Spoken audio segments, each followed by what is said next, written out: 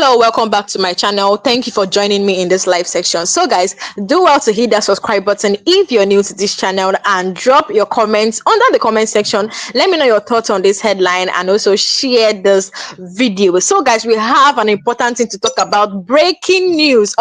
This is happening today. So Nnamdi Kanu has rejected government negotiation, and then he demands unconditional release by court order.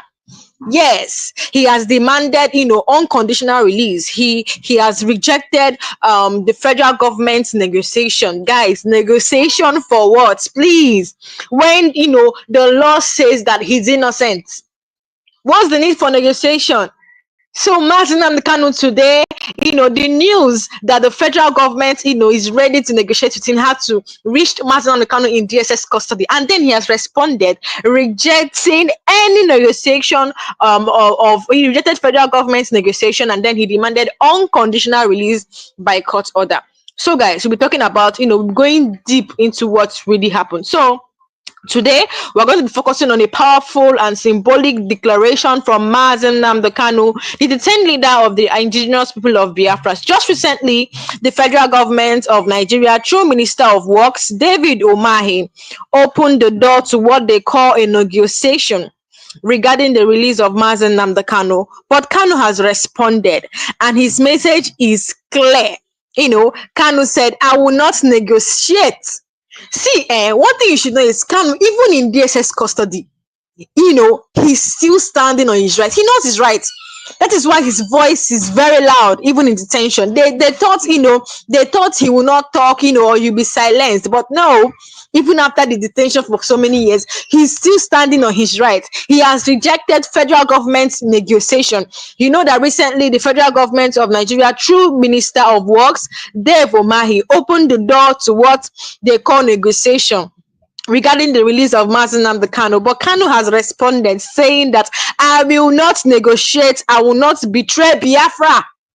This is what Nnamdi Kanu is saying. I demand freedom through the lawful judgments around passed by a competent court. This is what he said. According to Nnamdi Kanu, he said, I will not negotiate, I will not betray Biafra. I demand freedom through the lawful judgments are already passed by competent court. This is what Nnamdi Kanu said. Now let's break down. Let's understand what happened.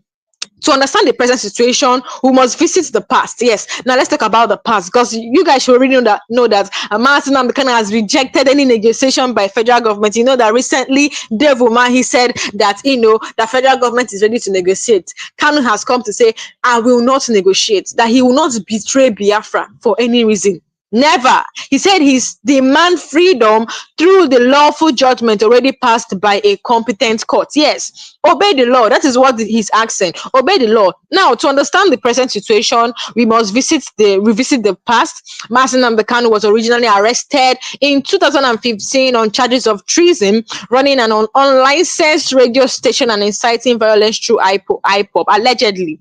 So now he was released on bail in 2017, but following a military invasion of his home in Abia State, he fled Nigeria and resurfaced in Israel, then the UK. In June 2021, Kanu was forcibly adopted in Kenya and renditioned to Nigeria in a manner many legal experts say violated international law.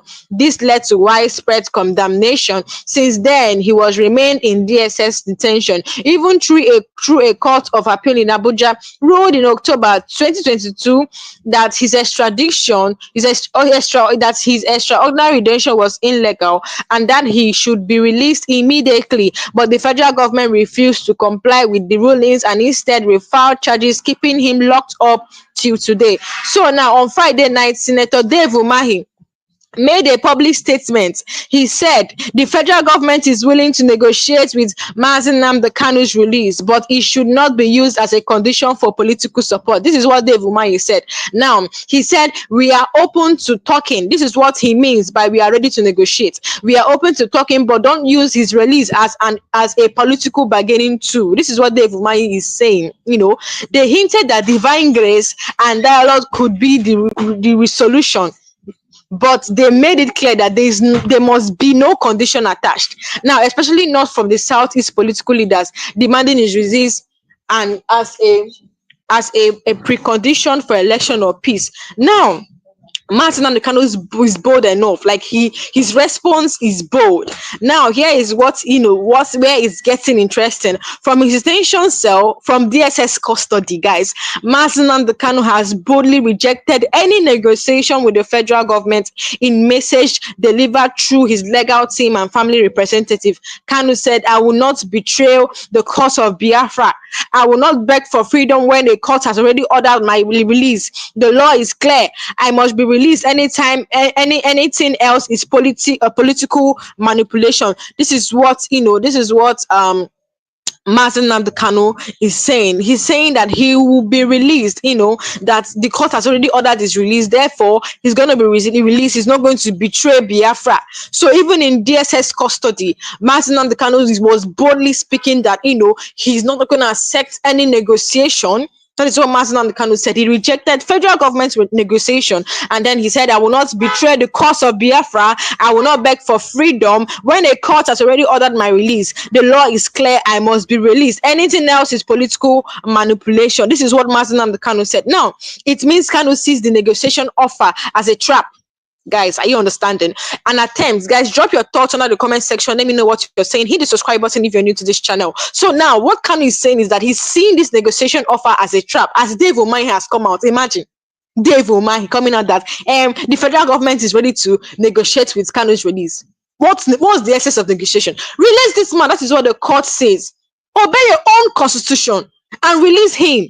Which one is negotiation? Negotiation for what? Thank God that even in DSS custody, Kanu's voice is loud, boldly. He doesn't even care. He's not scared of anyone. The court has said release him. He's not scared. Kanu said, "I will not betray the cause of Biafra. I will not beg for freedom when a court has already ordered my release. The law is clear. I must be released. Anything else is political manipulation." Now, Kanu sees this negotiation offer as a trap, and any attempt by the federal government is to make his release look like a favor. That's just it. Imagine, instead of a legal obligation, he's saying, "You don't need to talk to me." Kanu said, "You don't need to talk to me. For what? What are you negotiating? What are you? Obey court orders. Obey your own court orders." Nigerian government, I don't know how to put this. This government is just so annoying. I'll use that word. Court has said, release this man. Obey your own constitution. It is clear that Nigerian doesn't obey court orders. They don't obey their own constitution. So what's the essence of having a constitution in this country when they cannot obey it? They will obey their own law and they will obey the constitution and jail someone, but they will not obey it to release someone. What kind of country is this? Is it because it's Martin Nnamdi Kanu? You see that Igbo problem that Nigerian government has? Sure, you see that Igbo problem? Why are you talking to him? You don't need to talk to him. Obey your own courts. Obey your own court orders. This position echoes his long-standing ideology that Biafran is not a crime. And that is, because of Kenya High Court has come out, to say that Martin Nnamdi Kanu should be released. That is why the federal government, through Dave Umahi, is saying that we are ready to negotiate with. What are you negotiating about? What do you want to talk about? What? Since how many years? No, you guys were silent. Because Kenya court has come to expose you guys now, saying that you guys illegally went to Kenya and adopted him. You're now saying you're ready to negotiate. What do you want to negotiate? You don't need to talk to Martin Nnamdi Kanu. Obey your own court order. This is what Martin Nnamdi Kanu is saying. He said, "You don't need to talk to me. Just obey your own court order." This position echoes his long-standing ideology that Biafra is not a crime, and that he's being detained not because of law, but because of the fear of the truth he represents. Now, I want to put it to you guys today that Martin Nnamdi Kanu is not being detained by the law, but he's detained because of the fear of the truth he represents. Now, let us not forget that on June 26th, 2024, a Kenya High Court ruled that Kanu's arrest and reduction from Kenya to Nigeria in 2021 was illegal, unconstitutional, and amounting to a violation of international law. That court not only condemned Kenya's role in its adoption, but also called for compensation and accountability. Now, Two courts, one in Kenya and one in Nigeria, has ruled that Kanu's detention is unlawful. Yet the Nigerian government continues to hold him, raising serious concerns about rule of law, judicial independence, and human rights. Why is this matter? Why? Look, we're going to talk about how this matters to average Nigerians. Now, if a court can ignore for one man, it can be ignored for anyone. This is about justice, not just for Kanu or Mazen, not just for Mazen and the Kanu, but for every Nigerian. This continued detention fuels insecurity. It fuels insecurity. IPOB agitation, the sit-at-home protests, and rising tension in the East are all made worse by this unlawful detention. Political leaders are silent or complicit. Let me tell you, the fact that Tinubu is not saying anything, in fact, was silent for how many years now that he has been the president of Nigeria, it just shows that he's complicit to the illegal detention of Nnamdi Kanu. And if you're saying, according to Dave Umahi, he said that that we should not put Tinubu's release as a condition, that he did not put him there. Tinubu's administration actually inherited the illegal detention of Nnamdi Kanu. So why have you not released him when Kenya High Court in your own administration has come out to say this man is innocent and release him? Why? Even the appeal court said, so why have you not released him? That's to tell you that the silence of the president is it shows that he's complicit in the illegal detention of Nnamdi Kanu. Political leaders are silent or complicit. Aside from a few voices, most politicians are using this issue to play power games while the people suffers. This case is about national integrity. You cannot preach unity, peace, and democracy while violating your own constitution and disobeying your courts. It's appalling. Nigeria disobeys their own court orders and then violates their own constitution. And you say we are democratic or are practicing democracy. It's a lie. Now, Kanu is also sending a strong message to Biafran around the world, saying, remain focused and I will never betray this cause. Let the truth speak for itself. The law is on our side. This is what Kanu is saying. Whether you support IPOB or not, see, let me tell you, it's not about you supporting IPOB or not. We don't care if you're in support of Nnamdi Kanu or Biafran. We don't care. The truth is that Kanu is innocent and he should be released. That is it. If they call him a terrorist, they should prove that he's a terrorist. In fact, time to prove he's a terrorist has passed. It has passed. Because what we are in now is, release Nnamdi Kanu. Time to prove that Nnamdi Kanu it has passed long time ago, 5 years. DSS cannot prove as a terrorist. So the time to prove has passed. What we're talking about now is Nnamdi Kanu's release, and they must release him because he's innocent. An appeal court has ordered his released. Kenya court has also ordered his release. So why is Tinubu's government still holding him? If anything happens to him, we're going to hold Tinubu's government responsible because in his administration, different courts has ordered his release. So then he should release him. So Nnamdi Kanu sent a strong message to all Biafran around the world saying, remain focused, I will never betray Biafra. Yes, he's serious with that because even with his health condition, people were thinking that he's going to, back out. Never.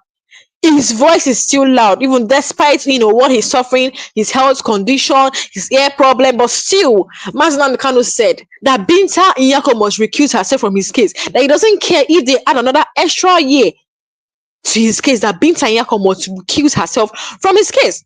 You can see that he's not even scared his boot. He said, remain focused. I will never betray Biafra. Let the truth speak for itself. The law is on our side. What is the negotiation for? Federal government is ready to negotiate. Oh, since how many years? It's now that waking up.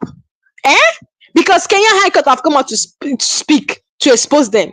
It's not that now coming through Dave Umahi. They said the FG is ready to negotiate with Nnamdi Kanu. Please, we don't need any negotiation. Keep your negotiation and obey your court orders. Obey the law. Obey your own constitution. Whether you support IPOB or not, the message is clear. He is standing firm on his ideology. Refusing to be used in any backdoor deal or political arrangements. They want to come and negotiate, and pay him one or two money for him to back out. Is a lie. It's a lie. Nigerian government is a lie. Shame to all of you that want, to bring down Biafran government. It's a lie. Mazen Nnamdi Kanu said he will never betray Biafra. Not after he has spent 5 years. Even if though he did not spend 5 years, he can never. He did not betray Biafra when it was 1 year. Look, according to Mazen Nnamdi Kanu, they offered him vice president. He said no. He did not betray Biafra when he was 1 year in custody. Is it now is 5 years? Nigerian government should go and sit down. They are not serious. They should go and sit down. They should release him because he has not done anything. They should release him. They should go and sit down. Mazen Nnamdi Kanu would never betray Biafra. He did not betray Biafra when he was still weeks in detention. According to Mazen Nnamdi Kanu, he said they offered him president. They said, be the president of Nigeria. He said no. He said no. I will give you vice. He said no. He doesn't want vice president. He doesn't want president. He wants Biafran government. That is what he wants. So why is Nigerian government wasting their time? They should channel this energy to insecurity in Nigeria. Channel this your energy to insecurity, to these bad guys, and buy them. Nigerian government knows what they are doing. So whether you support IPOP or not, the message is clear. He is standing firm in his ideology, refusing to be used in any backdoor deal or political arrangements. Kanu is saying, I will live only through the front door with dignity, justice, and truth. This is what Mazen Nnamdi Kanu is saying. I will live only through the front door with dignity, justice, and truth. This is and let's now ask ourselves. The question is not about Mazen Nnamdi Kanu's guilty or innocence. The court has ruled. The question now is not about Kanu's guilty or innocence. No. We're not talking about that. No. The court has already ruled. The question is, will the Nigerian government respect its own law, or will it continue to act above them? History is watching, Nigerian government. Africa is watching. The world is watching. Let us know what you think. Drop your thoughts under the comment section. Let me know what you think about this. Let's talk about what is going on, according in via Mazen Nnamdi Kanu's case. So Mazen Nnamdi Kanu understand that negotiation with federal governments on their terms would be dangerous for the Biafran government. They know that. So I'm asking myself, since he has been in custody for so many years, is it now they want to now negotiate? So it is now they want to negotiate because Kenya High Court has. Do you know? If Kenya High Court did not come out, I don't think the federal government will be speaking, about Mazen Nnamdi Kanu's case. I don't think. Mazen Nnamdi Kanu understands that negotiating with the federal high court on their terms would be dangerous for the Biafran movement. Here is why. Negotiating implies compromises. It implies compromise. But how do you compromise on freedom that a court already granted? I'm asking the federal government now. Remember to put your thoughts. If you're new to this channel, hit that subscribe button. Share this video. So now, how do you compromise on freedom that courts already granted? The AFG could spin the negotiation to make it seem like they are doing him a favor. That's just it. You're not doing him a favor. Even if he comes out from DSS custody now, Mazen Nnamdi Kanu fought for it. Nobody fought for him. Nobody fought for him. He fought for himself. Not even Southeast governor fought for him. He fought for himself.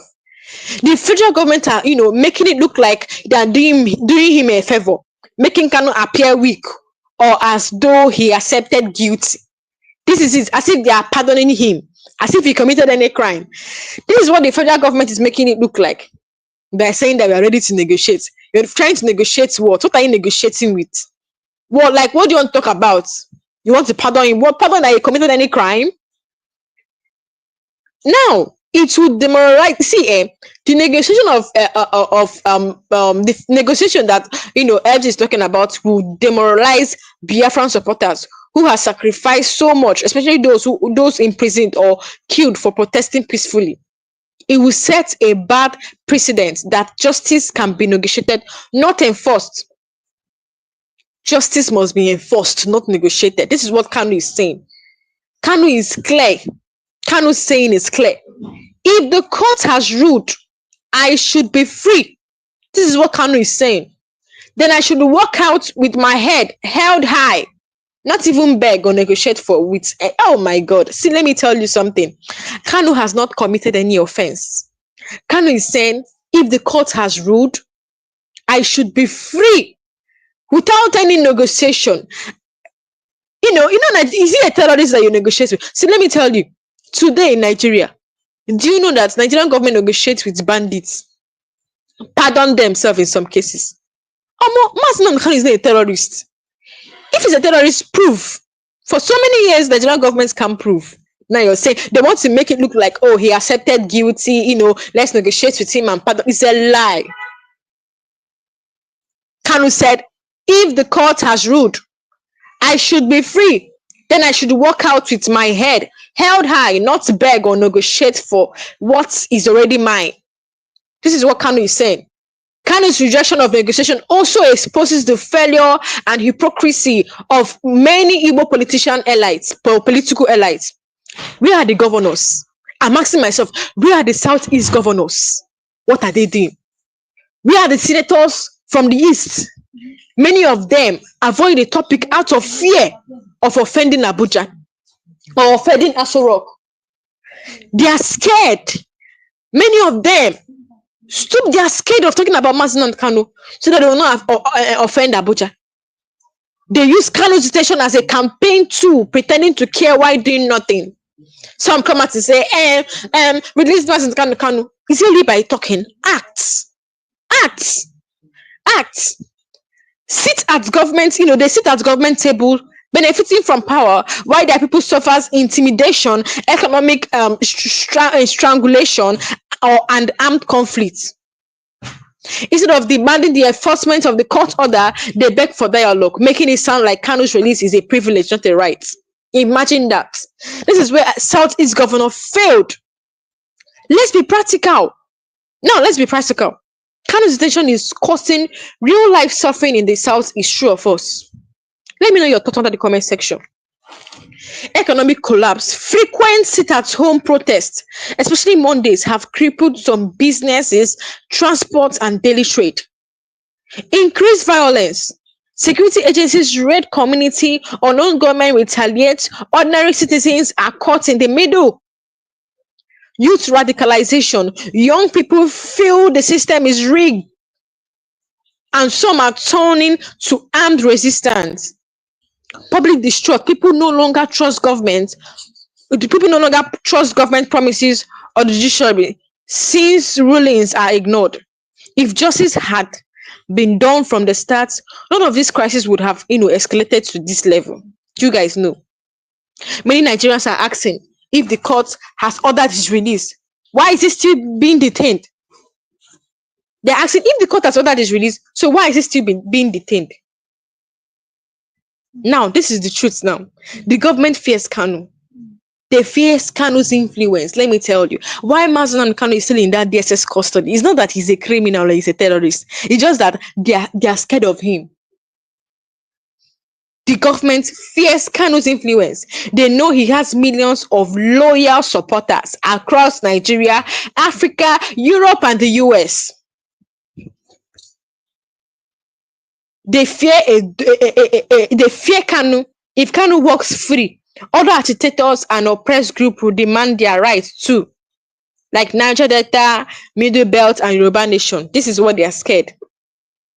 They are scared. They fear a domino effect. That is what it's called, domino effect. You know that Yoruba Nation is agitating, Middle Belt is also agitating, Niger Delta is also agitating. So now, if Kanu can walk free, it will demand, other people will also demand for their own nation, meaning that Nigeria would totally divide. They are using delay tactics, let me tell you. Refiling new charges, changing court dates, and hiding behind national security to keep him in custody indefinitely. This is not law. It's power politics. The court has spoken. What next? Two separate court rulings one in Nigeria, one in and Kenya, has both declared Kanu's arrest and detention illegal. So the question now is about further court cases. The question is, will Nigeria obey the law? Because if the government continues to disobey its own judiciary, then the rule of law is dead. The judiciary is powerless. International community loses trust in Nigeria's legal system. That's why the IPOB is not just about IPOB, but that is why this case, sorry, I mean to say, that's why this case is not because of IPOB or Biafra, it's about whether Nigeria is still having a functional democracy. Now, let me play this video of what this lawyer said. This lawyer said many things. Let me play this video concerning Nnamdi Kanu's, detention. It's actually illegal. What the DSS witness were saying were nonsense. Take a look. The prosecution, or one of their prosecution witnesses, I think Mr. BBB or so, all the things they asked him was saying no. At a point, the the judge or Justice almost got angry and was reprimanding them that if they don't have any matter to, they should stop coming and all that. It happened. So there was nothing concrete. I was thinking they are going to present a cache of arms stockpiled by Nnamdi Kanu somewhere. Because how can you be a terrorist without gun, Mr. Okoro? Mention anywhere in the world where you see terrorists without a single, not even cutlass with them. You are a lawyer. What about inciting people? Because they also said it was inciting people. What are you talking about? Inciting in what way? Hold on. They recovered radio Biafra equipment from him. Hold on, please. That is not the one of the hallmark of a terrorist. Politicians do incite people. True of us. Politicians. Were you not here when somebody told you that God told him that they should kill Tinubu's wife, Oluremi, that she's an infidel? Did it not happen in this country? That man was not even arrested, not to talk of questioning. What does that tell you? That one is even worse. The man who said it, Sheikh Tenshi. So when you are talking of incitement, I don't know what you people are talking about. So guys, you heard what that lawyer said. Imagine you called someone a terrorist. You cannot prove he's a terrorist. So you see, the fact that, governments cannot obey court ruling, or because if government cannot, if government continues to disobey judiciary, then you know that the rule of law is dead. The judiciary is powerless. The international community loses trust in Nigeria's legal system. That's why this case is not just about IPOB or Biafra. It's about whether Nigeria is still having, or it still has a functional democracy. With what is going on now, we'll just conclude that Nigeria's rule of law is dead. Nigeria doesn't practice democracy. Now let's talk about the silence from international community. When Russia detained opposition leader, the West spoke out. When China cracked down on Hong Kong protesters, there were sanctions and statements. But when Nigeria violates court rulings against a peaceful activist, there's mostly silence. This raises a major question. Is justice selective?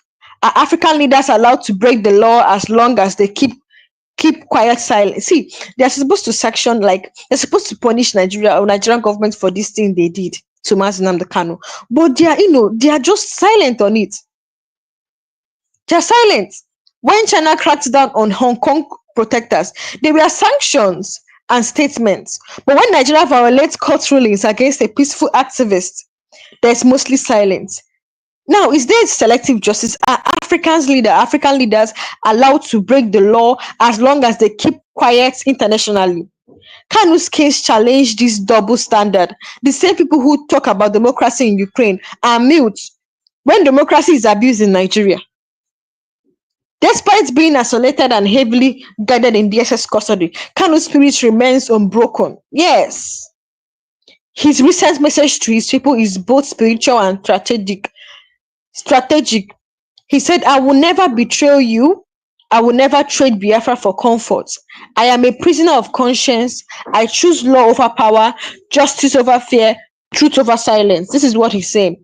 To many, this is not just resistance. This is leadership. This is leadership. So what's now? The government must be pressured to obey the law. That is what will happen now. But they just, Nigerian government should just back out and rest. The government must be pressured now to obey the law. Political leaders from East must stop hiding behind negotiation and demand full enforcement of the court rulings. The people must remain peaceful but firm, because justice delayed is justice denied. This is more than legal matter. This is more than a legal matter. It is a moral, historical, and generational issue now. Whether you support Biafra or not, the law must not be broken. A country that refuses to obey its courts has no future. That's just the truth. A country that has failed to obey its court has no future. Now, let's clarify something important. Kanu is not asking for pardon. He's not asking for mercy. He's demanding justice. There's a big difference between these two. A criminal asking for amnesty, and an innocent man demanding that a valid court judgment be enforced. He's saying, I didn't break the law. I don't know if you understand it. Kanu is not asking for pardon. He's not asking for mercy. He's demanding justice. There's a big difference between a criminal asking for amnesty and an innocent man demanding that a valid court should be enforced, or valid court judgment should be enforced. He's saying, I didn't break the law. This is what Nnamdi Kanu is saying. He's saying, I didn't break the law. The law cleared me. It's now the system that is breaking the law. That is just it. This is a serious indictment of Nigeria's democracy. When a state becomes too arrogant to obey its own court, dictatorship is not far away. Hope you guys know that. Dictatorship is not far away. When Nigeria becomes too arrogant to obey its own law, dictatorship is not far away. Ask yourself this. Why is the Nigerian government, why does the Nigerian government fear Nnamdi Kanu so much? Ask yourself. He has no gun, he has no army, he has no military. The answer is simple. He has influence, he has ideology, he has a vision that challenges the status quo. What frightens oppressive regime most is not violence. It's an idea that wakes people up. What frightens oppressive regimes most is not violence. It is the ideas that wakes people up. Kanu's message of self-determination, justice, and economic independence is gaining ground, especially among disillusioned Nigerian youths. He speaks the unspoken, that Nigeria is not working. That's just it. Nigeria is not working, and the people must take their destinies into their own hands. Let's expose his double stance. Terrorist herdsmen roam free, kill citizens, bomb villages, yet no mass arrest or trials.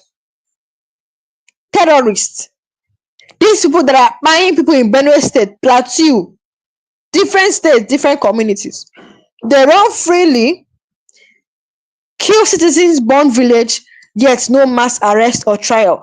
Take a look at what happened in Ogoni, where protesters had to come to challenge policemen in Ogoni, saying, all these things, terrorists come to our village and kill. But why is it that you guys don't arrest any of them? Take a look. What happened to people? Why can't you arrest those that are killing our people? Why is it that ever since Ogolis has been killed, nobody, police have not made any arrest. There has been no arrest, nobody has been arrested. We should go on dialogue with our killers, and we should go engage our killers. Why the people that killed us are living peacefully? And you know to go and engage. Sir, at this point, you are not being realistic. I won't say more than that. I will deliver their message to the Commissioner of Police. But my AC will want to chip in 1 or 2 words too. A call for justice and protection of Ogoniland. We, all the concerned citizens of Ogoniland, are compelled to raise our voice against the growing wave of violence and insecurity perpetrated by Fulani herdsmen within our communities. The recent attack in Yokuru, Ebubu, Sogo, Weke, which have resulted in the tragic loss of our innocent lives. have pushed our collective patience to its limits. This act of aggression is unacceptable or are unacceptable. We have endured enough. Immediately, we demand the immediate, unconditional departure of all Fulani herdsmen from Ogoniland. You can see that the people of Ogoni, bandits attacked Ogoni recently, Ogoni of Rivers State. The people got angry, saying enough is enough. They had to, confront policemen, saying all these things have been happening in Ogoni, but no arrest has been made. That's to tell you that terrorist herdsmen run free, kill citizens, burn village, yet no mass arrest or trial has been made. Yet no mass arrest, no trials. Bandits and kidnappers openly collect ransom, yet they are not invited for dialogue. Politicians loot billions and they are rewarded with national honors and a juicy position. But one man who talks about freedom and challenges the system in courts, he's locked up like a hardened criminal. This is not justice, this is politics. Kanu's stance is exposing the moral collapse at the center of Nigeria's government. If you're new to this channel, hit that subscribe button, drop your comments, let's talk about it. So now, if the government can adopt a man from another country without due process, detain him for years despite court ruling, refuse to allow him proper legal representation. Let me repeat myself. If government can adopt a man from another country without due process, detain him for years despite court rulings, refuse to allow him proper legal representation, then ask yourself this question. If they can do this to Kanu, a man with global attention, what can they do to you, an ordinary citizen? This fight is not just about Biafra. It's about freedom, due process, and the future of every Nigerian citizen. If we don't stop it now, injustice will become the new normal. The Kenya court has spoken. The Nigerian court has spoken. But international laws also matters. The Nigeria is a signatory to multiple international human rights treaties, including the International Covenant on Civil and Political Rights. That is the ICCPR, the African Chapter on Human and People's Rights. This treaty forbids torture. These treaties, which Nigeria signed, forbids torture, forbids arbitrary detention, it forbids extrajudicial reduction. Yet, the extraordinary addition of Kanu from Kenya to Nigeria violated all these principles. So this isn't just a national embarrassment, it's a global human rights scandal. And the African Union, United Nations, and Commonwealth should be called out for their silence. Already they are talking. We just want them to release Nnamdi Kanu. Now, this is the message to the youth. This is a wake-up call for all the Nigerian youth. Many young people see Kanu as a symbol of resistance, and rightly so. He represents the courage to speak truth to power, no matter the cost. But it must go beyond symbolism. Know your rights as a youth. Study the Constitution. Just know the law. If they believe that they practice democracy, then they should obey their law. Don't allow politicians to play on your ignorance. Because what keeps dictators in power is not their strength. It's about the people's silence and ignorance. Nnamdi Kanu has done his path. He has submitted to the court. He has never fled the legal process. He has endured torture, isolation, and media blackmail. The judiciary has spoken. Now it is time for the federal government to choose. Obey the court or uphold democracy. Now it's time for the federal government to choose. Obey the court and uphold democracy, or continue the path of impunity and destroy the very fabric of the republic. History will not forget what happened next. History will never forget what happened next. History will never. It is time for them to act and release Nnamdi Kanu. In fact, I'm even asking myself, you don't even need Tinubu to release Nnamdi Kanu. Justice James Omotosho doesn't need Tinubu to release him. It is clear now to everyone that Nnamdi Kanu is innocent. It is clear. Many people mistakenly think Kanu rejected negotiation out of ego or pride. People are thinking that Kanu rejected the negotiation, out of ego or pride. But the truth is deeper. He is standing on principles. He knows that if he accepts a political deal, it sets a precedent that culturally means nothing. It gives the government room to claim victory and silence future dissent. It weakens the moral high ground IPOP currently holds in the public human rights space. He's saying, Kanu is saying boldly and clear that I will not be used to cover up Nigerians' disobedience to its own judiciary. This is what Kanu is saying. I would not be used to cover up Nigerians' disobedience to its own judiciary. In the Nigerian constitution, the executive, legislative, and judiciary are equal arms of government. When a valid court order is issued, it is binding on everyone, including the president. The president is not exempted.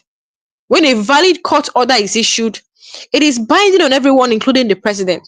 So if the federal government continues to disobey a court ruling, what is it that if not constitution disobeys? So if the federal government continues to disobey a court ruling, what is that if not constitutional disobedience? Let's flip to the script. Now, if an average citizen ignores a court ruling, they are arrested. Hope you know that. If an average citizen in Nigeria disobey or ignores a court ruling, they are arrested. But when the government ignores it, they expect silence. That's two law in one country. That's two law in one country, and it's the definition of injustice. If the judiciary makes a ruling and the government refuses to implement it, then asks, what's the point of going to the courts? What's the point that we have courts when they cannot even obey the court? Why spend years in legal battle if at the end court decisions are treated like suggestions instead of demand or instead of commands? This weakens citizens' faith in the legal system, international confidence in Nigeria, in Nigeria democracy. If you're new to this channel, hit that subscribe button, drop your comments. Let's talk about Nnamdi Kanu's case. Let me know your own thoughts on this headline. It weakens the ability of courts to check executive power by refusing to obey the order to release Kanu. The FG is destroying the last institution left to protect the people. Foreign governments are watching, and they are taking notes.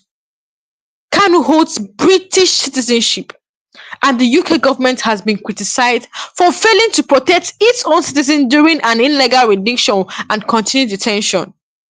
But more importantly, Nigeria refuses to obey its own courts, gives the country a bad image. Investors, diplomats, and international agencies want to work with countries where the rule of law is respected. When court orders are ignored, Nigeria looks like a failed state. This is hurting Nigeria's credibility globally, silently but surely.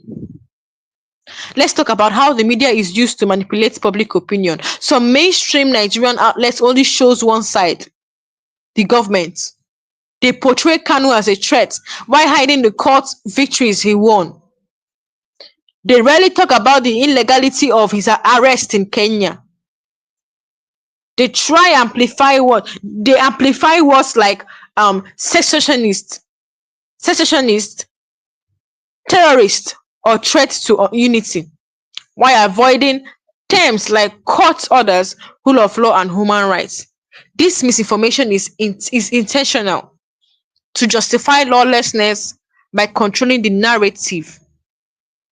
Kanu is not afraid of the truth. That is why he wants his case in the open and not behind closed door negotiation. There is no need of negotiation. There's no need. Why Kanu is the face of the movement.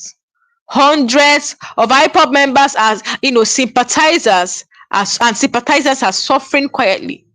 Many are in the prison without trial. Some has disappeared. Families have been broken. Young men are being profiled and arrested just for wearing Biafran clothes or posting on social media. Hope you know that. Young men are being profiled. Some are arrested for wearing Biafran clothes or colors or posting on social media. What started as one mass tension has become a wide-scale campaign of fear. That's why Kanu demands is not just personal, it's a symbol for all those being punished for peaceful agitation. If this injustice is allowed to stand, future agitators will face worse. They will know the law can be ignored, court orders are meaningless, only power decides your fate. That is just it. If this injustice is allowed to stand, future agitators will face worse. They will know that the law can be ignored, court orders are meaningless, only power decides your fate. That's so dangerous. It leads to hopelessness, violence, and extremism. But when the law is obeyed, when justice is done, it gives people hope that peaceful resistance work. Kanu's rejection of negotiation is not a rejection of peace. It's a call for principled justice. Kanu demands justice. He's not begging anyone to release him. And the government is not doing him favor by, releasing him. No. The government may ignore court orders. The politicians may remain silent. The international community may pretend not to see. But the people must speak, comment, share, mobilize, and demand action. Because when citizens raise their voice in truth, the lies of the powerful starts to fall. This is the moment Nigerians, especially youths in the East, to reclaim the narrative and say, if the court has spoken, then we will not accept any political games. Obey the law or step down. Very simple, clear for everyone, even an illiterate to understand. Clear to everyone, even an illiterate that didn't go to school to understand. They claim they went to school. They can't even obey their own court. They don't even understand what the constitution entails. They don't understand anything. This is the kind of country we're into. Treating people like slaves. Now, the extradition of Nnamdi Kanu. Some people don't understand what extraordinary detention means. This is a very big crime. Adopting someone across borders without following lawful extradition procedure. It's illegal under Nigerian law, under Kenya law, under international law, under the UN Convention against. Nnamdi Kanu was kidnapped in Kenya, blindfolded and flown to Nigeria without any legal process. This is not an arrest. This is a state-sponsored kidnapping. Hope you guys, they kidnapped him. His continued detention after the act is not only illegal, it's immoral. You may wonder why so many young people, especially in the East, stand with Kanu. This is simple. He speaks their anger. He speaks their frustration. He speaks their dream. Why politicians talk about one Nigeria without addressing injustice, Kanu talks about freedom, dignity, and identity. In a country where youth feels ignored, profiled, unemployed, and threatened, Kanu gives them language and leadership. His weapon is his word. And he knows that he's speaking the truth, and the truth is bitter. They have to go after him. That's why they support him. Not because of violence, but because of vision. Let's call it what it is. Any negotiation that doesn't begin with obeying the court is a trap. Obey your court first. Kind of negotiation. Any negotiation that doesn't begin with obeying the court is a trap. Why? It creates the illusion that the federal government is being reasonable while Kanu is being stubborn. It shifts public focus away from the government's disobedience and puts the burden on the victim. It dilutes the power of the court and replaces it with politics, and politics is always about manipulation. Kanu knows this. That is why he has rejected it boldly. He's saying, if you want peace, this is what Kanu is saying now. Kanu is saying that if you want peace, start with the truth. If you want dialogue, start with justice. Every time a government disobeys a court order and nothing happens, it becomes a new normal. Today is Kanu, tomorrow is a journalist, next week is a labor leader, next year it could be you. Disobedience to court orders is the beginning of tyranny. The government becomes the judge, jury, and an executioner. This is why every Nigerian, whether you support IPOB or not, should be alarmed. History has shown that when a government suppresses lawful dissent instead of listening, conflict escalates. In Sudan, injustice led to civil war. Hope you know that. This thing that didn't matter Nnamdi Kanu. Hey God, when it's war will escalate because of this thing, because it's now too much. It's now too much. In Sudan, injustice led to civil war. In Ethiopia, ignoring dialogue sparked war. In the 1960s, suppression of Igbo voice led to Biafran war. The question is, must Nigeria always wait until violence break out before it listens? Kanu's case is an opportunity for Nigeria to correct a wrong through peace, not to repeat the mistake of history. Some politicians says, let's revolve this politically. But here is the truth. Political resolution is not justice. Politics change with election. Politics change with election. Court ruling are permanent records. So the court has ruled. The court has ruled. They must be that must be step one. The court has ruled. That must be step one. Everything else is secondary. The court has ruled. That must be their number one. Everything else is secondary. Negotiation that begins after obeying the court is acceptable, but not before. Release him first before any negotiation. But me, I know that Kanu can never betray Biafra movement. Negotiation that begins after obeying the court is acceptable, but not before. That's Kanu's stance, and it's logical, legal, and moral. One of the biggest crimes in this case is the media silence on Kanu's legal win. The Nigerian Court of Appeal discharged and acquitted him. The Kenyan High Court condemned his abduction. Several human rights lawyers have confirmed the FG has no legal basis for detaining him. Yet, major newspapers downplay the judgment, focus on new charges, avoid headlines like FG disobeys court.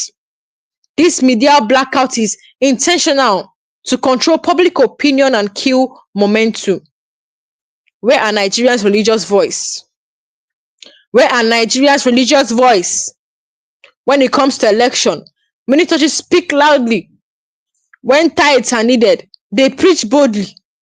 But when injustice like Kanu's case happens, they fall silent, they hide behind neutrality. Yet the Bible says, speak up for those who cannot speak for themselves. Defend the rights of the poor and needy. Proverbs 31 verse 8. Silence in the face of injustice is complicity.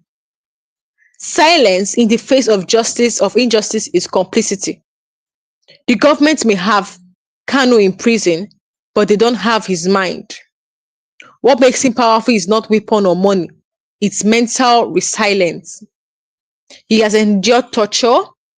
He has endured isolated, or he has been isolated. He has been betrayed for some former allies, yet he remains firm, refusing to sign, surrender, or sell out. This is the psychology of true resistance. Better to suffer for truth than enjoy comfort in chain. That is just it. This is not just entertainment. This is a call to action. Share this video. Educate someone. Call out silence. Support lawful resistance. Justice is not automatic. It is enforced by the people's voice. If we stay silent, we are part of the problem. If Tinubu is silent, he's part of the problem. If Tinubu is silent, he's part of the problem. He should know that. His silence is only making him complicit. So Kanu is in legal detention. Kanu is not the problem. He's a symptom. Let's be honest. The federal government problem is not really Nnamdi Kanu. The real problem is the condition that gave rise to him. Hope you guys know that. Kanu is not the problem, he's a symptom. The federal government's problem is not Kanu. The problem is the condition that gave rise to him. Kanu rose because of years of marginalization in the East. That's it. Brutal military operation in civilian community, failed federal character system, injustice without accountability, economic collapse in Igbo land. So locking up Kanu does not solve the problem. It's like putting a bondage on cancer. If the root cause remains more, Kanu will rise. Let's talk about who the government is willing to dialogue with. Bandits who kidnap school children, FG meets them quietly. Terrorists in the north, they get reintegration program and forgiveness. Fulani herdsmen who destroy farms, they are labeled victims. But when it comes to Nnamdi Kanu, who followed court process and won, suddenly the same government says we cannot be pressured. There must be national security consideration. Imagine. That's not justice. That's hypocrisy in daylight. In broad daylight. Even before the reduction, Kanu was granted bail and then denied again and again. Here is how the system abuses power. They deny bail, claiming national security risk. They display court sittings. They create artificial technicalities to keep him in DSS custody. Meanwhile, politicians accused of looting billions walk free on administrative bail. It's a game. It's the rule change. Depending on who you are, and what you're fighting for. Why the focus is on Kanu? We forget the people suffering behind the scene. His elderly parents, both of whom died in grief during the height of the conflict. They will not talk about that too. His siblings being harassed and monitored. His legal team constantly targeted, and the thousands of families of IPOB members who have detained without trial or missing without trace. Every minute Kanu remains unlawful detained. Real families are breaking down emotionally, financially, and spiritually. Why is the federal government really afraid of releasing Kanu? Why? It's not because he will start a war. It's not because of it, but because it could create a legal precedent that the ordinary people can defeat the system through the court. That's what they fear. They fear that the judiciary can still be powerful. They fear that peaceful legal resistance still work. They fear that a man with no political office can win against state injustice. It's not Kanu they are afraid of. It's the awakening of the masses. That is what they are scared of. We are Nigerians' elder statesmen, former head of state, retired judges, ex-diplomats, senior clergy. Many of them stood up to injustice during the military era, but today they are silent, or worse self. They justify illegal detention with vague words like national interest. If they cannot speak now, or if they can't speak now in a democracy, then when? Kanu's case is, a litmus test for moral courage, and many has failed it. By refusing to trade his freedom for political favors, Kanu is protecting future freedom fighters. Let me tell you. Kanu says, let the courts be the final voice, not backdoor deals.